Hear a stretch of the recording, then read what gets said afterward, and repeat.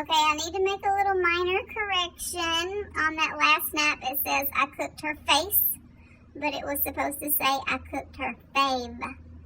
So, typo. So, it wasn't supposed to say face, it was supposed to say I cooked her fave, as in favorite. Chicken Alfredo.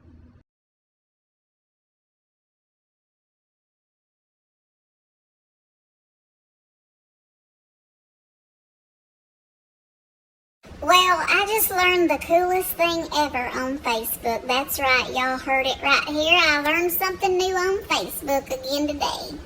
Did you know that those little blue lids that you put on your plastic containers that are square have a circle design in the middle of it for a reason? Yep, it turns out it's a lid on the inside of a lid for a little bitty little round bowl for like your ketchup or sauce or something. I'm going to put it in my next snap. But check this out. Isn't that cool?